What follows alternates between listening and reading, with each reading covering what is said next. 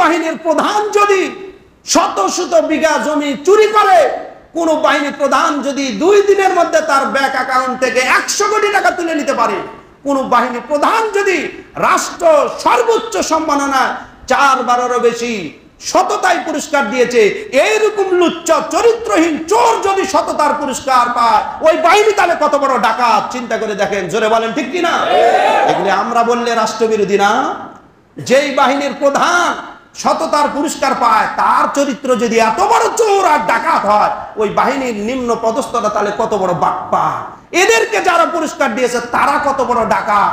এদের বিরুদ্ধে যুদ্ধ করা ইসলামে তো ফরজ হয়েছে। এগুলি বললে চাচা নায়ের থেকে নামো, হুজুরের গলার আওয়াজ মসজিদে এত জোরে হয় কেন রে? দুঃখ লাগে জাতির কাছে। কুরবানির ওয়াজ শুনতে আসে। আরে কুরবানি তো ওই 2 পাঠাক দেওয়া উচিত ছিল, যাদের সম্পদের কাছে এক একটা দেশ চলতে পারে। এই সমস্ত দুর্ধর্ষ ডাকাতদের সম্পদ দেশে ফিরিয়ে আনা হোক। এদের সম্পদ এক জায়গায় করলে দেখবেন বাংলাদেশের মতো ভূখণ্ডে 1 বছর কোনো ব্যক্তির টাকার প্রয়োজন হবে না। এক একটা চোরের টাকা দিয়ে দেশ চলবে, পদ্মা সেতু হবে, রাস্তা হবে, কালভার্ট হবে, ব্রিজ হবে, উড়াল সেতু হবে, কোনো ঋণ নিতে হবে না। জোরে বলেন ঠিক কিনা? ঋণের টাকা বিদেশ থেকে নিয়ে আসো আর মামা খালুদের মধ্যে পোলায় দাও, টের পাও না? বাপ মারা যাওয়ার আগে বিটকেস রেখে যায়, ভাঙ্গা বিটকেস, তাদের নাতি পুতির 1000 কোটি টাকার হদিস পাওয়া যায়। সুতরাং একটা বাহিনীর প্রধান যেরকম অপরাধ করে পুরা বাহিনীকে কলঙ্কিত করেছে, আজকে আমাদের সমাজেও যারা সুদখোর, ঘুষখোর, চোর, ডাউট, টেন্ডারবাজ, রাজনীতির জাতাকলে 1000 কোটি টাকার মালিক, এই সমস্ত বাটপাটদের সাথে মিশে যদি কেউ কুরবানি করে, বোঝা যাবে এরাও তেমন দুর্নীতিকে প্রশ্রয় দেয়। জোরে বলেন ঠিক কিনা? এদেরকে এক ঘরে করে রাখা দরকার। ও চোরদের টাকার কুরবানির গোশত ফকিন্নিরও নিতে না যাওয়া উচিত। ওর গোশত ওই খাক, জীবনে যেহেতু চুরি করছে এত কিছু খাওয়ার জন্যই তো ওরে খাওয়ানো দরকার। সামের গোশত পারলে ওরে দেওয়া দরকার, যে তুমি এলাকার দুর্ধর্ষ সুদখোর, তোমারে আমরা গোশত কিছু দিতে আসছি কুরবানি উপলক্ষে। জোরে বলেন ঠিক কিনা? ওরে খাওয়ানো দরকার। তুই আরো খা, তোর তো খুব ক্ষুধা বেটা। এই জন্য ভাইয়ের আমার, বাপচানের আমার, ইসলামের কথাগুলি কলিজা রক্তক্ষরণ হয়। এইরকম একটা মানুষ যে তার জীবনের এমন কোন দুর্নীতির জায়গা বাকি রাখেনি। ভিসা দুর্নীতি, পাসপোর্ট দুর্নীতি, আলকামাডান যুগে তারা আদিম পাসপোর্টে ভেগে যায়, আসতেও হয় না তাকে দপ্তরে। আমার আপনার পাসপোর্ট করার জন্য ওই পাসপোর্ট অফিসে দরবেশ বাবাদের কাছে লাইন ধরতে হয়। ওই শয়তানদের কাপড় খুলে জনগণের কাতারে পিটানো উচিত। লাইনের পর লাইন, দিনের পর দিন ঘুরতে ঘুরতে পুকুরের মতো জিব্বা বের হয়ে যায়। আর এই শয়তানেরা টাকার গরমে হাওয়া ভুবন খুলে বসে নিজের ঘরে। দুর্নীতিবাজদের কাছে পাসপোর্ট অফিসে যেতে হয় না, অফিস যেন তাদের পকেটের মধ্যে এসে চোরদেরকে এদেশে ভিসা পাসপোর্ট দিয়ে নিরাপদে গন্তব্য থেকে দেশ ত্যাগ করতে রাষ্ট্র যেন সহযোগিতা করে। জোরে বলেন ঠিক কিনা? এরা কি করে ভেগে যায়? এই জন্য ভাইয়ের আমার, বাপজানের আমার, আমি চুরি করব না, চোরের সহযোগী। আমি নিজে দুর্নীতি করব না, দুর্নীতিবাজকে ভোটও।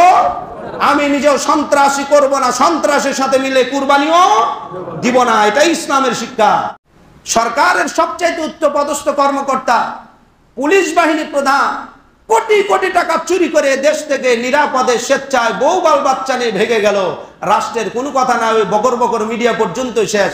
দাদাদেরকে ধরার মতো কোনো যোগ্যতা না কোনো বাহিনীর আছে, না কোনো রাষ্ট্রের আছে, না কোনো সরকারের আছে। জোরে বলেন ঠিক কিনা? চাপাবাজি করে জায়গা মতো। এত বড় চোর বিমানবন্দর দিয়ে ভেগে যায়, কারো চোখে কোনো ময়লা পড়ে না। অথচ দুনিয়ার মানুষের পিছনের রাস্তা দিয়ে স্বর্ণের বার ঢোকে, সেটা বের করতে পারে। পেটের মধ্যে সিলাই করে নিয়ে স্বর্ণের বার আছে, ওইটা বের করতে পারে।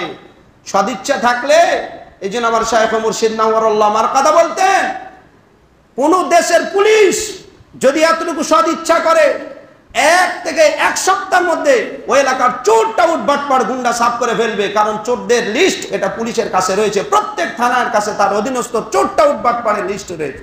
এটা তাদের সদিচ্ছা। আবার চাকরির কারণে আর উপরের হ্যালো হলো আসে।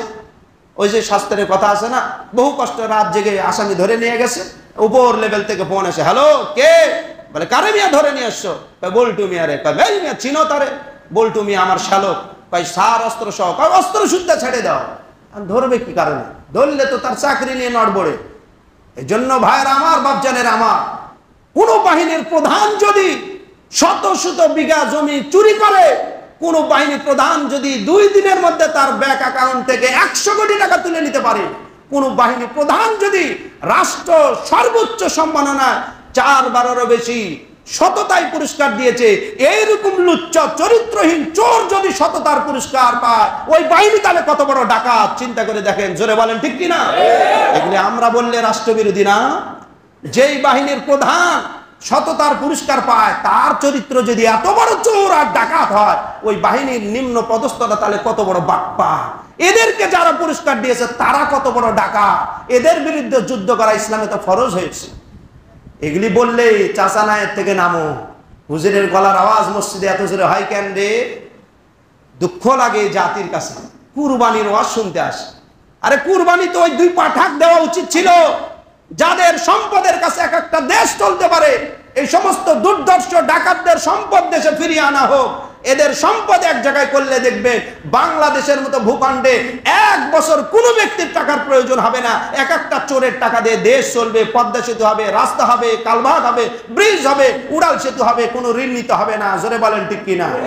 ঋণের টাকা বিদেশ থেকে নিয়ে আসো আর মামা খালুদের মধ্যে পোলায় দাও, টের পাও না? বাপ মারা যাওয়ার আগে বিটকেস রেখে যায়, ভাঙ্গা বিটকেস, তাদের নাতি পুতির 1000 কোটি টাকার হদিস পাওয়া যায়। এই জন্য সাবধান হয়ে যাও। চোরদের টুটি চিপে ধরার জন্য আল্লাহ তাআলা আছে না ছুটিতে গেছে? বেশি গিলো না, গলার কাটা বেঁধে যাবে। সাবধান হয়ে যাও। একটা বাহিনীর প্রধান এত বড় চোরকে 4 বার কি করে রাষ্ট্র স্বর্ণ পদক দেয়, সম্মান পদক দেয়? কি সুন্দর কথা রে! এইরকম একটা বাটপার যদি এত পদক পায়, না জানি এরকম প্রত্যেক বাহিনীর প্রধানেরা কত বাটপার যে লুকিয়ে আছে আল্লাহই ভালো জানে। এগুলি বললেই আমরা খারাপ। এই জন্য জাতি শুনে রাখবেন, যেই জাতির অধপতন শুরু হয়, গ্রাম্য ভাষায় কথা আছে, মাছের পছন ধরে মাথা থেকে। মাছের পছন কোন জায়গার থেকে ধরে? মাথা থেকে। মাছের যদি পছন মাথা থেকে ধরে, বুঝবেন এই মাছ আস্তে আস্তে এখন মরার উপক্রম। আমাদের মাথা যারা, রাষ্ট্রের বড় বড় কর্মকর্তা যারা, এক একটা এত বড় বড় রাঘব বুয়া, এক একটা এলাকা পুরা ওদের কলিজার মধ্যে ঢেলে দিলে এরা মনে করবে ডালকাপুটি খাইছি। বড় বড় বড় সাগরে, মহাসাগরে আরো বড় বড় গাছ মারার জন্য এদের এগুলি সব ট্রেনিং করা আছে। একজন মানুষ তার হায়াতে জিন্দেগি কত প্রয়োজন, কত থাকতে পারে, কত লাগতে পারে, এই সমস্ত দুর্ধর্ষ ডাকাতদেরকে দেখলে বোঝা যায় মানুষের কি পরিমাণ অল্প সময়ের ব্যবধানে দুর্নীতির মহা উৎসব রাষ্ট্রের মধ্যে চলতেছে। জোরে বলেন ঠিক কিনা? আফসোস এ জাতি, আফসোস। কপালে আরো দুঃখ আছে, আরো দুঃখ আছে এই জাতি। কারণ যেই জাতি সত্য আর মিথ্যা চিনে না, ওই জাতির সারা জীবন গরুর গলায় ছুরি চালাবে, কিন্তু নিজে যে গরুর চেয়েও খারাপ এটা সে নিজে বুঝবেও না। চুরি করা টাকা দিয়ে 1000 বছর কুরবানি দিলে আল্লাহর কিচ্ছু যায়? ওই সমস্ত চোরদের কুরবানি আল্লাহ কবুল করবে না। যদি করতো, কাবিলের কি দোষ ছিল? সে তো তার ফসল দিয়ে দিস, জমিটাই দিয়ে দিস আল্লাহর দরবারে। আল্লাহ বলেন তোর মতো বাটপাড়ের কুরবানি আমার দরকার না। চুরি করা টাকার কুরবানি, গলার মধ্যে গরুর মালা দিয়ে বাড়ির সামনে রাখায় লটকায় রাখতেছে, 5 লাখ টাকার কুরবানি দিতেছি ভাই। চুরি করার টাকার 5 লাখ টাকা কি আর 5 কোটি টাকাই কি? বদমাইশ কোথাকার। আল্লাহর দরবারে তুমি কি জানো না হারামখোরের কোনো ইবাদত আল্লাহর দরবারে কবুল? বলেন হারামখোরের কোনো ইবাদত আল্লাহর দরবারে কবুল হয় না। সুতরাং একটা বাহিনীর প্রধান যেরকম অপরাধ করে পুরা বাহিনীকে কলঙ্কিত করেছে, আজকে আমাদের সমাজেও যারা সুদখোর, ঘুষখোর, চোর, ডাউট, টেন্ডারবাজ, রাজনীতির জাতাকলে 1000 কোটি টাকার মালিক, এই সমস্ত বাটপাটদের সাথে মিশে যদি কেউ কুরবানি করে, বোঝা যাবে এরাও তেমন দুর্নীতিকে প্রশ্রয় দেয়। জোরে বলেন ঠিক কিনা? এদেরকে এক ঘরে করে রাখা দরকার। ওই চোরদের টাকার কুরবানির গোশত ফকিন্নিরও নিতে না যাওয়া উচিত। ওর গোশত ওই খাক, জীবনে যেহেতু চুরি করছে এত কিছু খাওয়ার জন্যই তো ওরে খাওয়ানো দরকার। সামের গোস্ত পারলে ওরে দেওয়া দরকার, যে তুমি এলাকার দুর্ধর্ষ সুদখোর, তোমারে আমরা গোস্ত কিছু দিতে আসছি কুরবানি উপলক্ষে। জোরে বলেন ঠিক কিনা? ওরে খাওয়ানো দরকার, তুই আরো খা, তোর তো খুব ক্ষুধা বেটা। এই জন্য ভাইয়ের আমার, বাপচানের আমার, ইসলামের কথাগুলি কলিজা রক্তক্ষরণ হয়। এইরকম একটা মানুষ যে তার জীবনের এমন কোন দুর্নীতির জায়গা বাকি রাখেনি। ভিসা দুর্নীতি, পাসপোর্ট দুর্নীতি, আলটামাডান যুগে তারা আদিম পাসপোর্টে ভেগে যায়, আসতেও হয় না তাকে দপ্তরে। আমার আপনার পাসপোর্ট করার জন্য ওই পাসপোর্ট অফিসে দরবেশ বাবাদের কাছে লাইন ধরতে হয়। ওই শয়তানদের কাপড় খুলে জনগণের কাতারে পিটানো উচিত। লাইনের পর লাইন, দিনের পর দিন ঘুরতে ঘুরতে পুকুরের মতো জিব্বা বের হয়ে যায়। আর এই শয়তানেরা টাকার গরমে হাওয়া ভুবন খুলে বসে নিজের ঘরে, দুর্নীতিবাজদের কাছে পাসপোর্ট অফিসে যেতে হয় না, অফিস যেন তাদের পকেটের মধ্যে এসে চোরদেরকে এদেশে ভিসা পাসপোর্ট দেন, নিরাপদে গন্তব্য থেকে দেশ ত্যাগ করতে রাষ্ট্র যেন সহযোগিতা করে। জোরে বলেন ঠিক কিনা? এরা কি করে ভেগে যায়? এই জন্য ভাইয়ের আমার, বাপজানের আমার, আমি চুরি করব না, চোরের সহযোগী, আমি নিজে দুর্নীতি করব না, দুর্নীতিবাজকে ভোটও, আমি নিজেও সন্ত্রাসী করব না, সন্ত্রাসের সাথে মিলে কুরবানিও দিব না। এটাই ইসলামের শিক্ষা। ইব্রাহিম আলাইহিস সালাম যেমন দেখিয়েছে, আমি আল্লাহকে ভালোবাসি, এটা মুখ দিয়ে আই লাভ ইউ বললে হয় না, আই লাভ ইউ আল্লাহ বললে হয় না। আমি আমার কলিজার টুকরা সন্তানের বুকে ছুরি চালিয়ে আল্লাহকে বুঝিয়েছি আমি তোমাকে আসলেই ভালোবাসি রব। জোরে সরে বলছি সুবহানাল্লাহ। আমরা সেই ইব্রাহিমের সন্তান, আমরা ইব্রাহিমের সেই সন্তান। আমার পিতা যদি তার আল্লাহর মহব্বত পাওয়ার জন্য কলিজার টুকরা সন্তানের বুকে ছুরি চালাতে পারে, আমরাও আল্লাহর জন্য কোনো ব্যক্তি যত বড় ক্ষমতাধর হোক তার টুটি চিপে ধরার জন্য আমাদের সেই ইমানি সাহস রয়েছে। জোরে বলেন ঠিক কিনা? আমরা ইব্রাহিম সন্তান। যদি তা না পারি বুঝতে হবে আমরা মুনাফিক, আর এই মুনাফিকদের কোনো কুরবানি আল্লাহর দরবারে কবুল হবে না। আওয়াজ উচ্চ হলো না নিম্ন হলো ওইটা দেখার বিষয় নয়, বিষয় হলো অন্তরের আগুন নিভাবে কারা।